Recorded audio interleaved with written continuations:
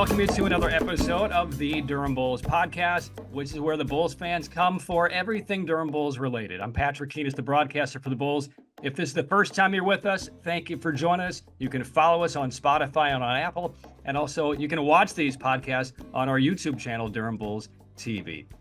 Well, this is the spot where we started this podcast a couple of months ago. We've had Hall of Fame managers, Charlie Montoya of the Bulls, Bill Evers of the Bulls, Ryan Stanek joined us a few weeks ago, Miles Masterboni now, an outfielder for the Chicago Cubs. We've had several others. And now we want to go to a little more modern here with the Durham Bulls. Our first Bull on the podcast from 2024, and he's brand new to the Rays organization, and he's not alone. It is Durham Bulls outfielder Jake Mangum, and we're joined by Jake's dad, John. So welcome to you both. The Mangum crew are here. How are you? Doing great. Thanks for having us.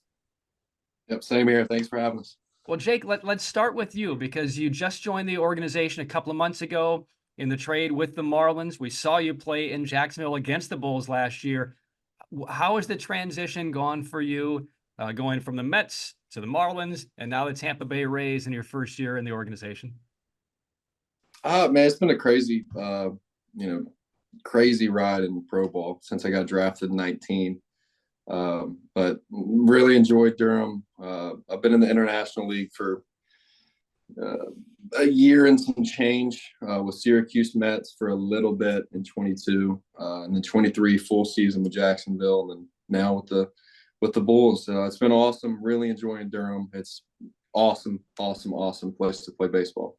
And I know you played some road games at the DBAP last year. What do you recall as an outsider of the organization? Because a lot of guys, if they've been outside and then they come to Durham, we talked with Cal Stevenson when the Bulls were in Lehigh Valley, and Michael Mercado, who was with the Bulls last year. When they see it from the outside and then get a chance to experience it, what are your feelings? What have you sensed from last year with Jacksonville to now being a Bull and experience this on a kind of day-by-day basis?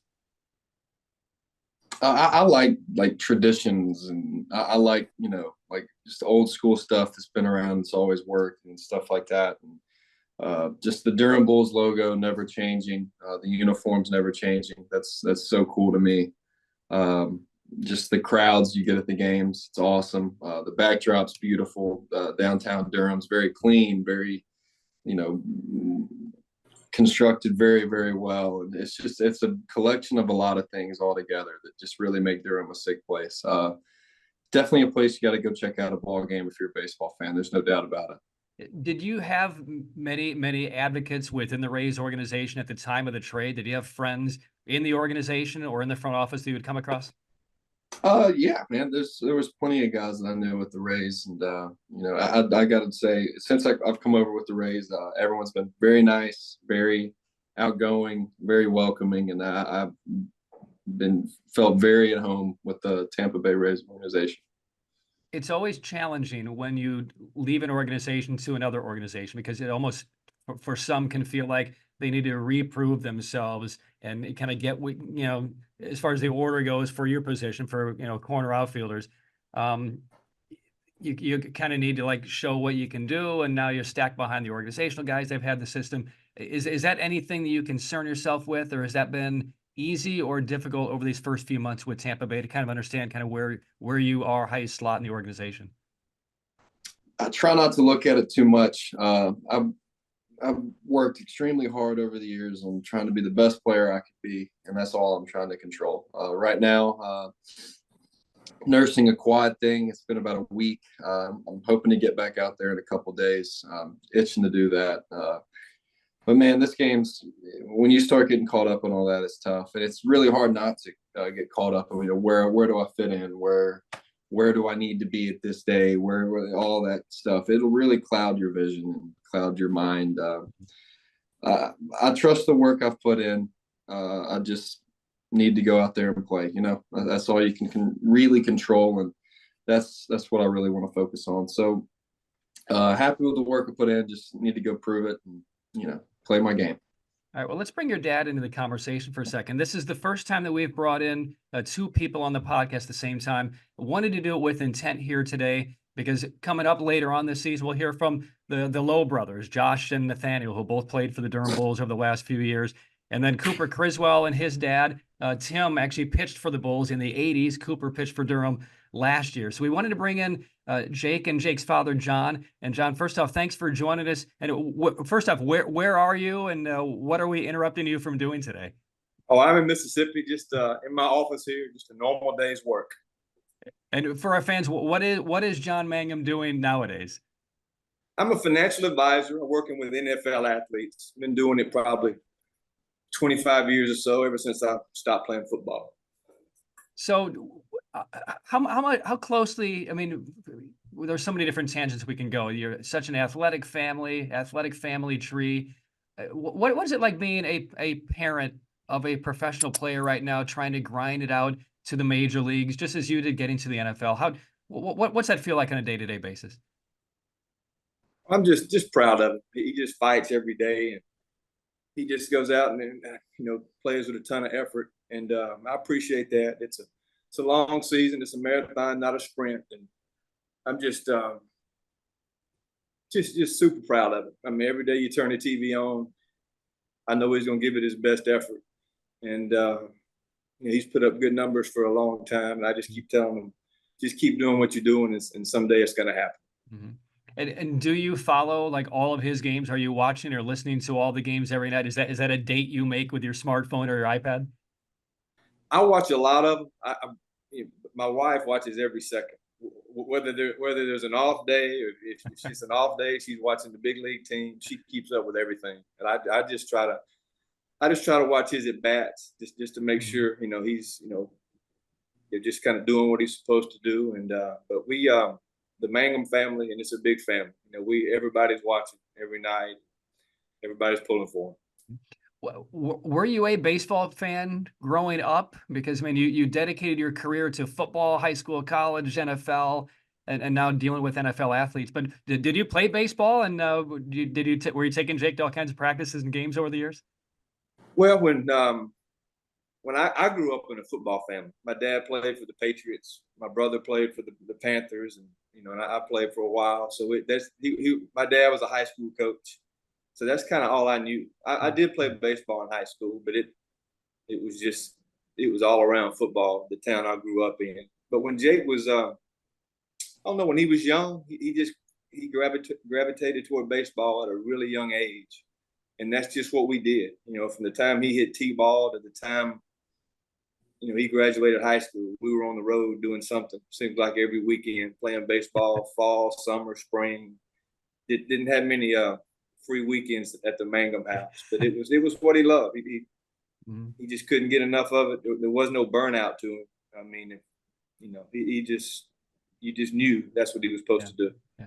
What was the allure, Jake, of baseball over any other sport, whether it was football or something else? Why was baseball your calling? I couldn't tell you. I just fell in love with the game. There's something about it, man. At an early age, it was the sport I knew I wanted to play. I love football. Love it. If I didn't play baseball, I would have pursued football. There's no doubt about it. But it's just thankful that Dad was okay with me pursuing baseball. That's for sure. But man, I fell in love with the sport. I love the art of hitting. I love the locker room aspect. I love that it's an individualized game with a team concept. I learned that at an early age, or learned that a couple of years. That statement from a coach one time, but and he was right though, man. It's so individualized because you have to take care of what you have to take care of. But if you don't have a good team, a good locker room, a good plan, that stuff will kind of crumble pretty quick. And I just really enjoy it, man. And I've been fortunate to play on some really good teams, so that always helps. Yeah. How often do you two chat about the professional side of the sports? I know, I mean, father son, you want to kind of get away from the game, but you both have such a unique perspective on living through pro sports in different ways, different sports, but there are a lot of intersections, right? A lot. We'll talk some sort of ball or about ball a good bit, but not all the time, but a good bit. We're talking something about baseball, something with a ball in it. Yeah, he's just come a long way. I mean, he got drafted at age 23, which was late. He was older as a draft pick. And then his first full season in the minors was canceled because of COVID. So he really started this journey for real at age 25. So I know that's a late start, but and he's matured so much. I mean, it feels like every year I have to talk to him less and less about what he wants to do or how he wants to accomplish it. He's got a plan about how he wants to approach his at bats, and I think sometimes I just try to stay out of his way. I'm just more trying to just keep him positive. If he goes 3 for 4, great. If he goes 0 for 4, great. I mean, tomorrow's the next at bat, just go get it. And but he has I'll say this. This is the first year I truly think he knows exactly what he wants to do when he gets in the box. And I don't know if that's from something the Rays did, or he's just maturing, or he's seen what gets people called up and what doesn't get people called up. But he has a different approach, and I trust that. And I think maybe sometimes the less I can say to him now, the better. Just kind of get out of his head, and just support him and be proud of him, and that's what we do. Jake, is that a fair assessment? This is the first year I've kind of told Dad, I was like, all right, Dad, look, hitting's something you'll never figure out, and I haven't made it to the big leagues. There's still a lot of stuff I have to prove, but coming from camp and the start of this AAA season, really, really like where I'm at. That doesn't mean I won't have an 0 for blank stretch. Like, it's baseball, and I've been out the last 7 days. Yeah, I've missed the last 7 games with the quad. Really, really taking the time to like watch the games, like not just watch the ball throw and watch the ball hit, like watch the emotions of the game, because man, I'm going crazy. I got not a huge fan of missing ball, but really watching the games and just kind of learning, not what's trying to learn, even, after playing all these years, still learning, but, really watching. There's some things that I need to get better at, and that'll never stop. But this is the first year I kind of told Dad, I was like, hey, I like where I'm at. Let's just go do it. Yeah. It's interesting to hear bringing that up, because I've called a lot of different sports in a lot of different places. And yeah, when guys go through either short-term or long-term injuries, I hear that a lot of they watch the game from a different perspective. They're in the ear of their hitting coach. They're in the ear of their quarterback coach, or they're in the ear of their assistant coach to learn a little bit more, or just see things from a different perspective. So I completely understand that. What type of things have you seen in this 7 or 8 day stretch? And are you hanging out next to Kenny Hook? Are you hanging out next to Ray Ruiz? Are you hanging near Morgan or somebody else? Or just watching this on your own? I'm a new guy, so I'm still trying to, just kind of like ease my way into, everything, but everybody, you name it. I'm watching how guys are responding to at bats, watching how guys are, like, what they're feeling when they're succeeding and what they felt whenever they didn't have a good night. Just different things, man. Just trying to help, some teammates out best I can, and whether it be a small thing I think of, or something that I think that that I can help with immediately. I don't know, but just trying to make myself useful, as I'm not really helping the team win any ball games on the field. But yeah, it's a little bit of everybody. I'm, like I said, a new guy, just trying to ease my way into everything, and not trying to butt into every conversation.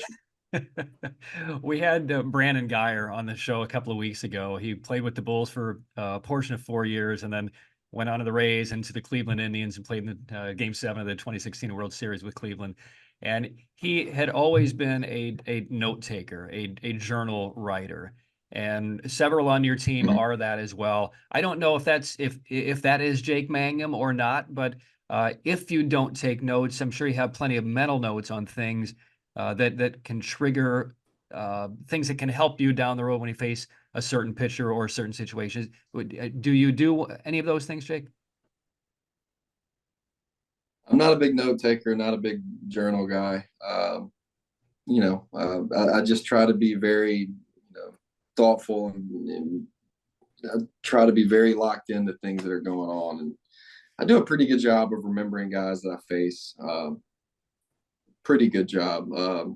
Typically what their plan was, what their pitches do. The big thing is what their pitches do. But nowadays, with the scouting reports we have on pitchers and video, even if you don't remember him, you just watch his last outing or his outing before, whatever outing you want to face or see, and just you typically get a good plan. So, not a big journal guy, but do my research on pitchers before I face them. That's for sure. Yeah, I mean, everybody does in their own special way. John, how did you prepare for games and quarterbacks you were going to face, receivers and tight ends you were going to see?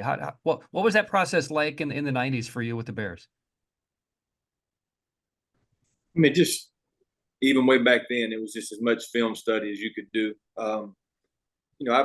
I played special teams and nickelback. It wasn't like I was a cornerback for 9 years starting in the league, but I knew how to do my job, and that was, playing in the slot or covering kicks, and took a lot of pride in it. And I knew the only way for me to stay on the team was to do things like that. So that's what I did. It just, played for 9 years and just kind of scrap my way through each year. Are there, as I listen to both of you kind of chat about your careers and your styles, it strikes me that there's quite a bit of overlap, different sports, but overlap in terms of style and approach and just grinding, right? Earning everything that you get. Can you both maybe address that? I mean, Jake, what do you see as far as your qualities? Maybe the qualities that you see in your dad, and likewise for you, John. What athletic or intrinsic qualities do you see in your son that you had? He plays hard. He gets after it. I mean, he's got that football mentality, and he brings that to baseball. He just doesn't take a night off, and I think that's kind of what I tried to do when I played, and I think it's kind of carried over to him. Man, y'all got 6 nights off a week. Y'all got 6 nights off a week. But how about a we practice? Play 6 nights a week. We play 6 nights a week. How about a practice? Is a football practice harder than a baseball game? We practice every day. I mean, which one's more physical? Which one's harder on your body? Meet me in the egg gap, Dad. I'm about that age now. Meet me in the egg gap. You might not want that. Yeah. What? Yeah, it's a grind. It's a grind. Baseball is, what's 150 games in AAA? I knew nothing about baseball really until he got into it. I mean, it is. Feel like it's just compared to football, it's just a completely different animal as far as how do you get to the big league team, or how do you football's a little different. If you go to training camp and do okay, you either make the team or you're immediately on a practice squad. And as soon as somebody gets hurt, they call you up. It's just like, I'm not saying it's easier, but it's just a whole different way of getting to the big leagues or the NFL. Yeah.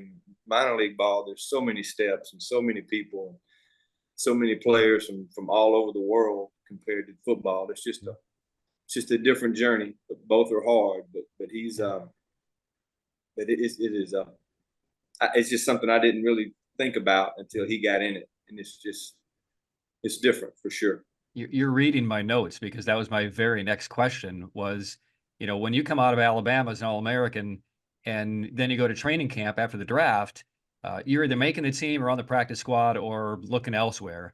Whereas with professional baseball, even if you come out of college after 3 or 4 years, it can still be a 3 or 4 year process to maybe reach the major leagues. And that's a whole different animal in terms of getting to the league in that sport versus the NFL. Oh, it's just mind-boggling how different it is. A lot of it's because you can't just pull somebody off the street and stick them in a football game. They don't know the plays, they don't know the system, they don't know the terminology. They could cover a kick, I guess, but they couldn't really play offense or defense. In the major leagues, you could pull somebody off the street, and that night they could be in the starting lineup. I mean, it's just good. There's nothing really to learn. You go hit, you go throw, you catch the ball, and it's in the pool of which you're picking from, you're getting guys from all over the world. Compared to most NFL players come from 20 or 30 states in the United States, really. I mean, so it's a lot tougher, but it's I guess that makes it all the more special when you get there. If the NFL had a minor league system, kind of styled like professional baseball does, John, do you think you would have had the determination to go through that process for several years before you got your first shot with the Bears, or not? That would be that's tough. I mean, 150 games is hard on your body, but a season of NFL football or any kind of football, it's a lot of wear and tear. I mean, it's just different. I mean, it's like the NFL teams value younger players because they have the salary cap and that keeps their costs down. Whereas in MLB, if you can mess around and get 200 or 300 career at bats, it seems like everybody's got a place for you. I mean, it's like they like the veteran side of it. So completely different. Like, didn't the Chiefs this year when they won the Super Bowl and had, was it like 18 or 20 rookies on their roster? I mean, that's crazy. It's just a different, I guess, with the salary cap, that makes it a different approach to how you do it, and it makes the journey different from football players to baseball players. Yeah. Jake, let's talk about your journey, because I don't know much about it. I know what I've read. I know what you and I have chatted about, but from the items that I've come across, really fascinating with your time. You grew up outside of Jackson, Mississippi, and Pearl, right? Which I spent some time there when I was in the Southern League, and when the Carolina Mudcats came down to play the Mississippi Braves after they moved from Greenville. So start there. What was it like? Did you go to a lot of AA games at the M Braves when you were a kid?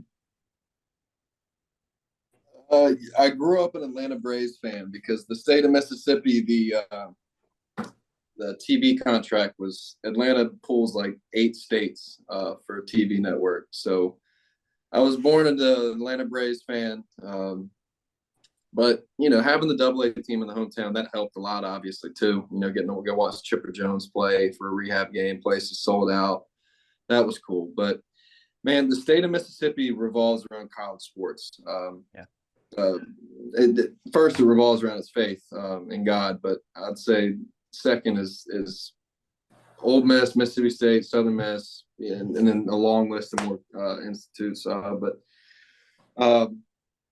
Man, the weekends are kind of revolved in the fall around football games, and the spring around baseball games, and they're crazy. But the 2 pro teams is the AA Shuckers in Biloxi and the AA Braves. The Braves are leaving, so we'll only have the Shuckers in Biloxi, coming up. But man, it was, sports were pretty big where I grew up, and all my friends I had growing up, we were all competitive. We all just competed and played sports, and we're outside a lot.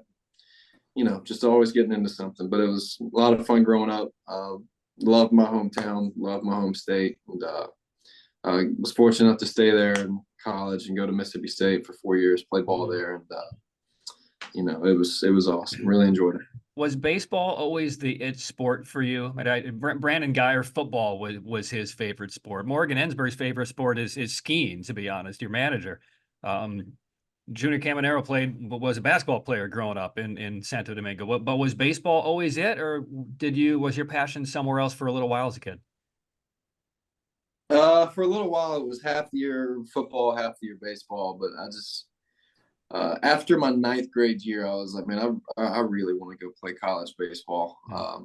And hopefully, have a pro career. But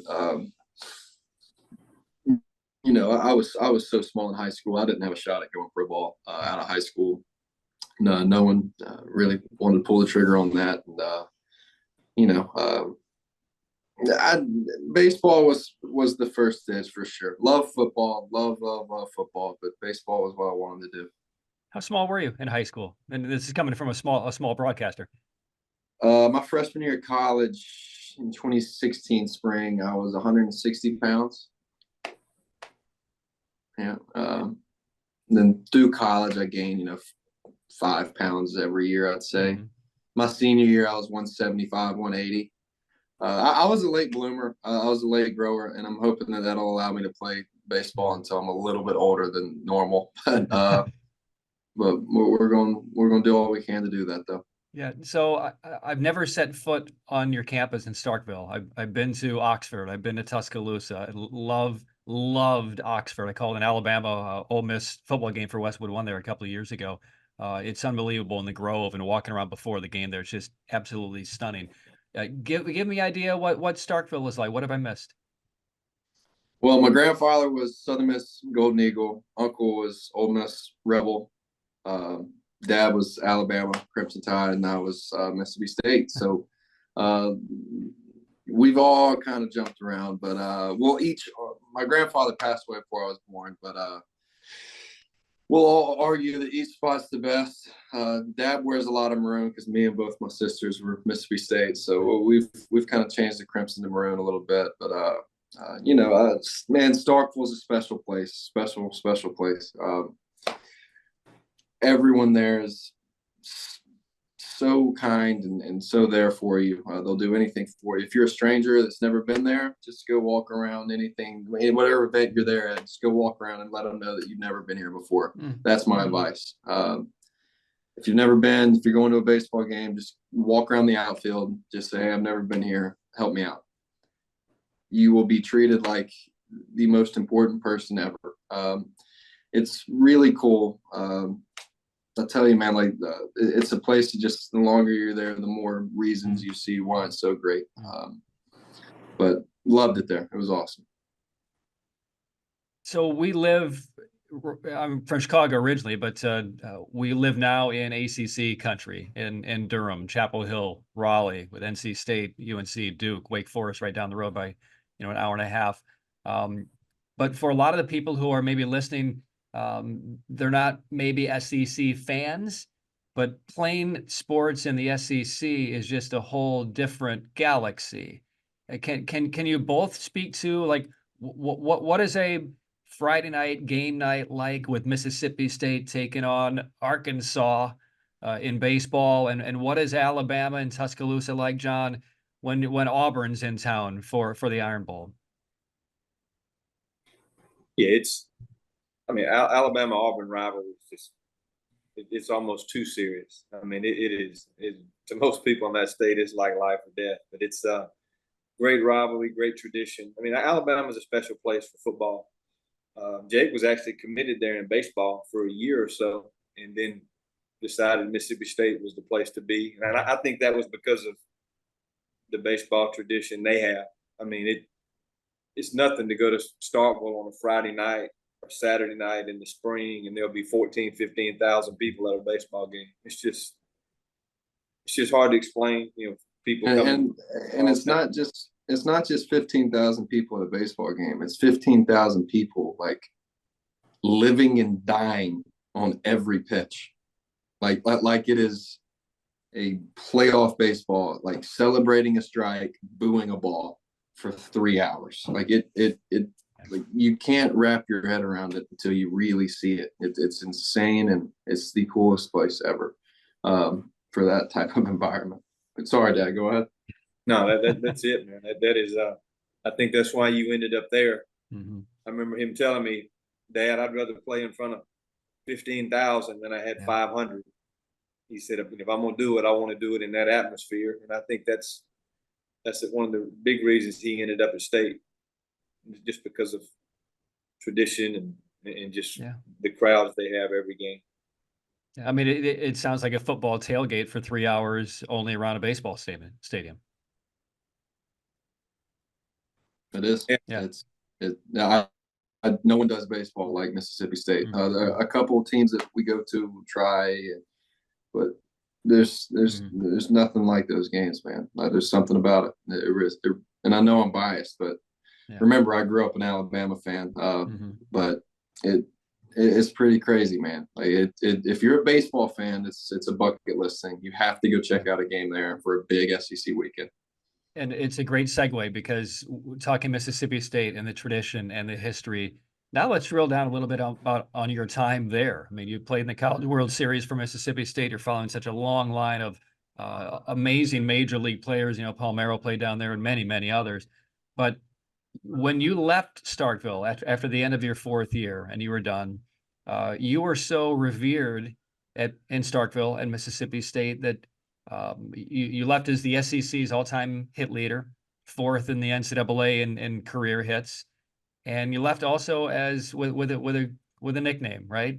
What nickname did you earn over your time in Starkville, and what's the story behind it? Yeah, the mayor started up my freshman year. Some of the seniors were kind of making fun of me because I knew a lot of people. Because our baseball program kind of draws like California to Canada, the Northeast, Florida, like all over the place will come play ball in Starkville, Mississippi.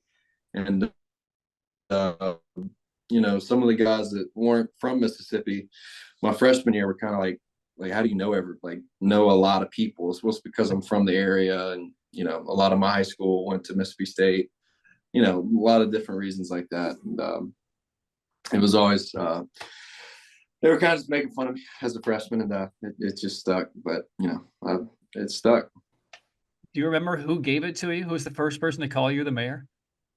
Jacob Robson. I was a center fielder my sophomore through senior year. Freshman year, Robbie was the center fielder. So he was the center fielder before me. Great ball player. His nickname was great. He was from Canada, and everyone called him the Maple Hammer. It was he was really good ball player. He's still playing ball, but he was a good one. He was really good to me too. Well, as we wind things down, first off, this is such a fascinating conversation here. Hearing about your history and just seeing the relationship between you two, because I really do think there's so much that you share on this stage of professional sports, even though it's two very, very wildly different sports. So I'm so glad that you both had time to chat with us about this. And John, looking over your career, I mean, we could probably talk about this for the next couple of weeks, but you played with and you played for some unbelievable human beings in the NFL, right? I mean, Jim Harbaugh was on one of your first teams with the Bears, and you played under Mike Ditka for his final 3 years as the head coach of the Bears before Dave Wannstedt came in.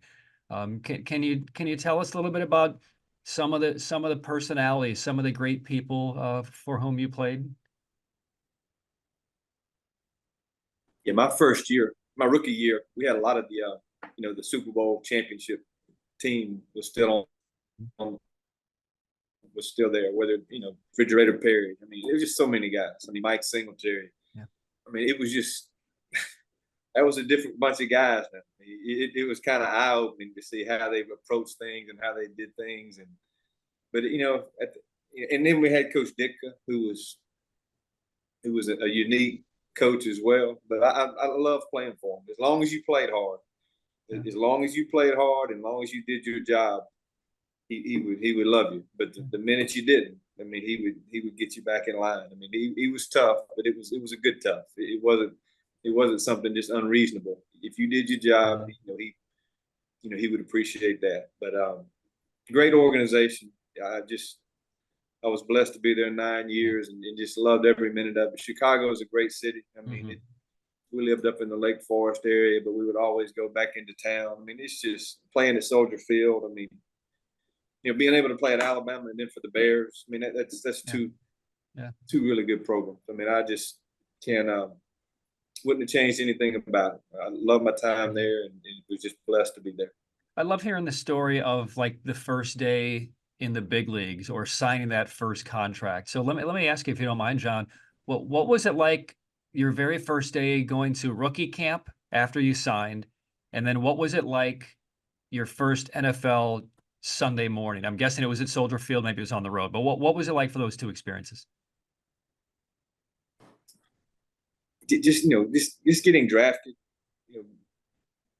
was a pretty cool experience. I mean, back then they didn't have social media or all this stuff. I didn't know I got drafted until almost 6 or 7 hours after I got drafted. I was sitting in my classroom and somebody told me I got drafted. So I didn't know. I mean, it was all I came from a small town in Mississippi, and you get drafted, now that you're heading out to Chicago. I mean, I was just kind of wide-eyed.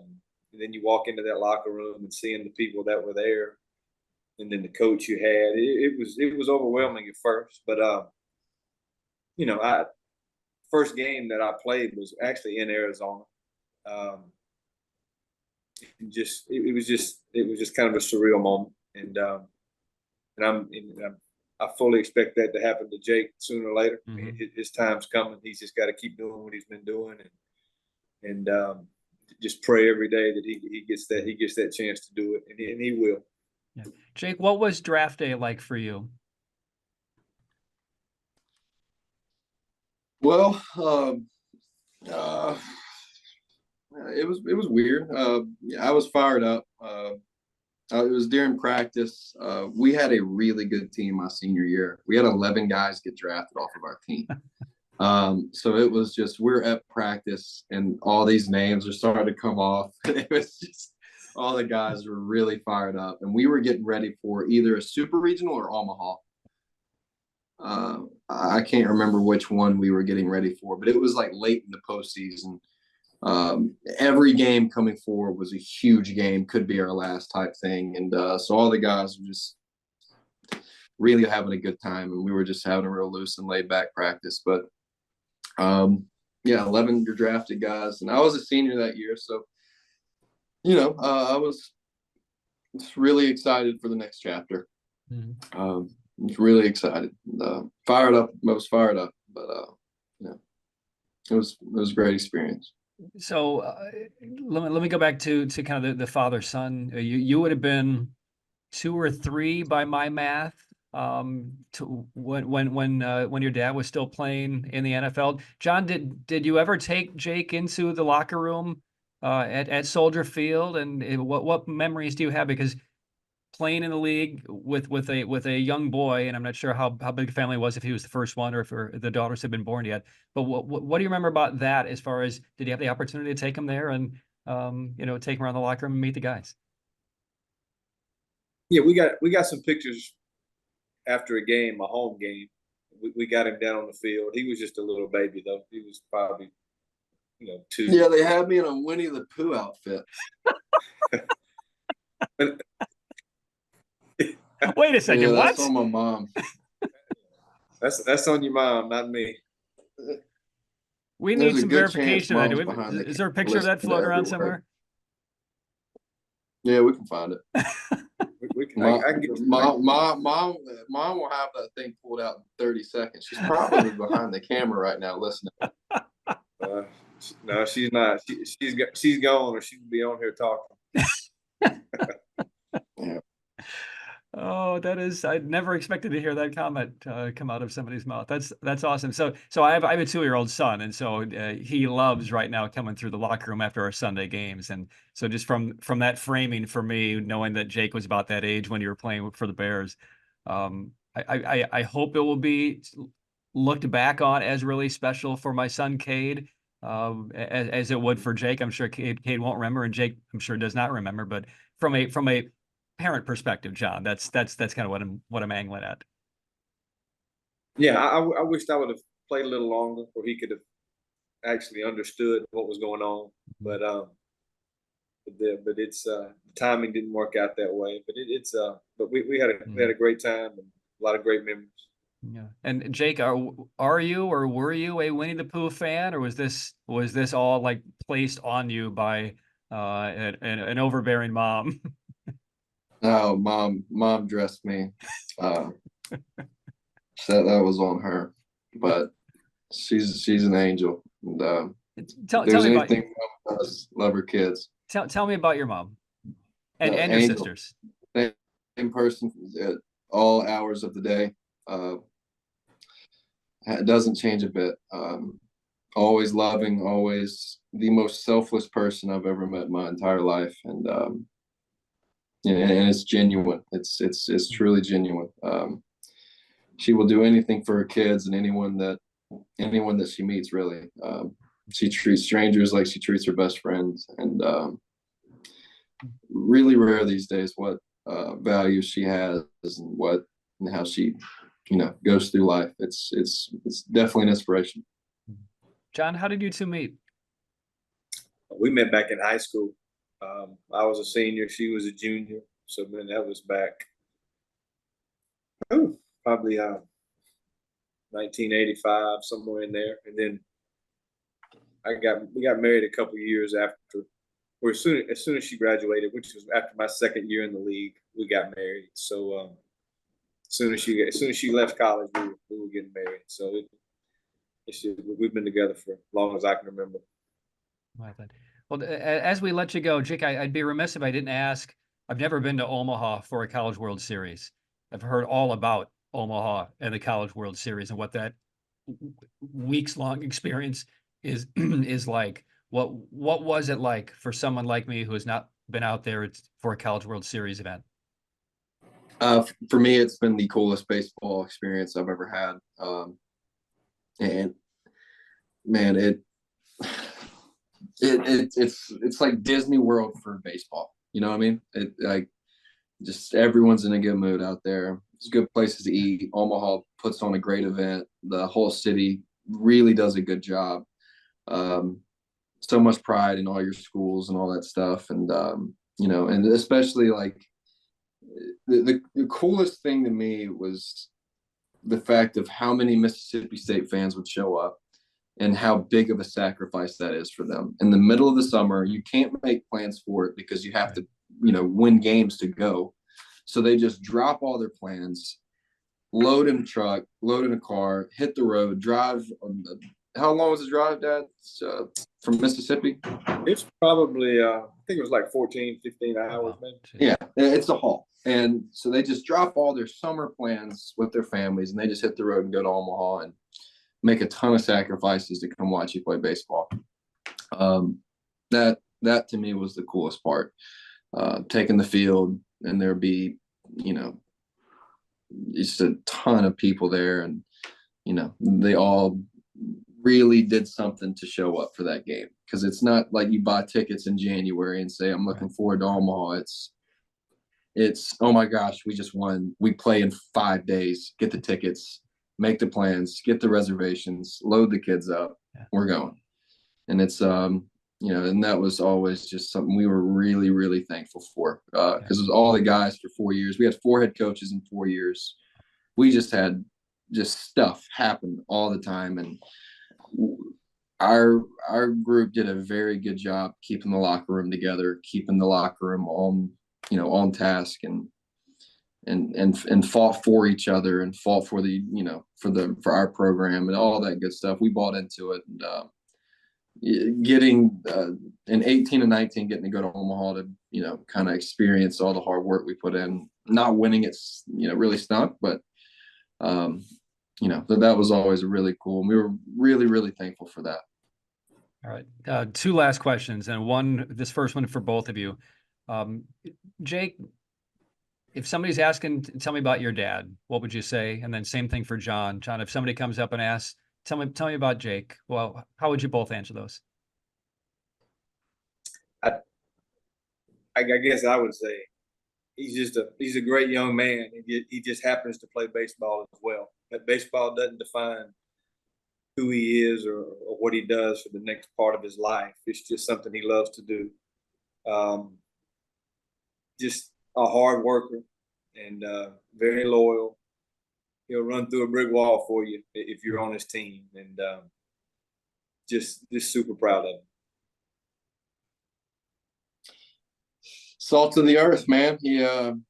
He's old school in a lot of ways, and I'd say that in a very good way. He's no one outworks him. He's a machine.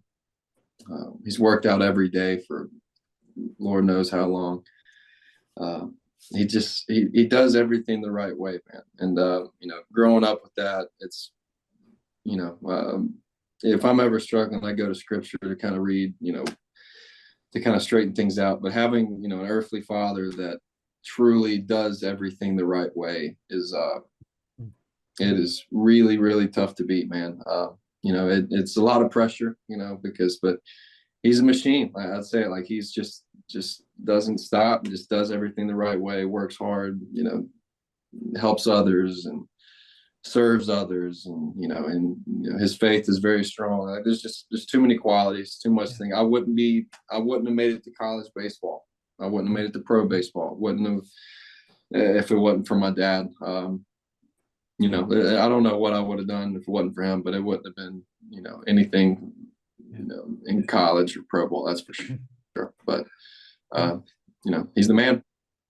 Yeah, I have a different perspective now with our son, who will probably be our only child. He's 2, and my dad is 89 and lived a long life. And so I originally wasn't planning on having you both on this podcast, but I'm really glad that you made time to do it, because my heart's just in a different spot now as a father, and being able to kind of hear your bond and hear your love and share your stories is really special to me. So I do appreciate that and appreciate your time.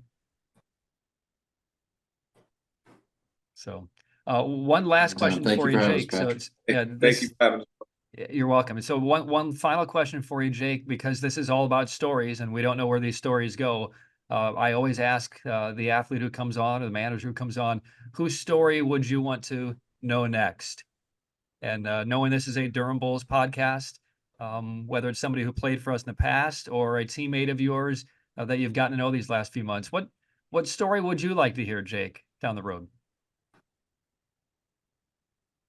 Man, I'll do that. I got a current teammate and former teammate. I got 2. Oh man, wow. That's tough. Put them both there. I played college ball and I'm now playing with Colby White. He is one of the funniest teammates I've ever had. He can make a whole entire room laugh at the drop of a hat. CJ Hinojosa, my teammate last year, teammate this year. Been very fortunate to get to know both of those guys, and a lot of new teammates too. So that's a tough call, but man, you got to get Colby White on here at some point. I got to play with him in college, and what he did late in the games in the 8th, 9th inning was electric and dominant. And he had TJ, year and a half ago. Watching him navigate coming back from that, because I know I've seen him pitch long enough. He's not quite where he wants to be yet, and he'll tell you that. But getting to help and listen and watch him maneuver around, coming back and getting back to where he is has been cool. Yeah, man, you gotta have him on the show. He can crack a room up in a heartbeat. All right, looking for that. I'll have my people talk to his people. So Jake Mangum, John Mangum, thank you so much for your time. And I know it's a game day for you, Jake. So I hope we didn't interfere too much with your prep for tonight's game against Worcester. But thanks again. And John, when you come to Durham, feel free to stop up in the booth. I'd love to meet you in person. I will do that. We'll be there in a few weeks. All right. So that's going to wrap things up for this edition of the Durham Bulls podcast. A reminder, you can find this on Apple and on Spotify. New episodes drop every Monday. And also you can watch this on our YouTube channel, Durham Bulls TV. So for Jake Mangum, John Mangum, and our entire crew, Patrick Keenan saying thank you for watching this edition of the Durham Bulls podcast. See you next week.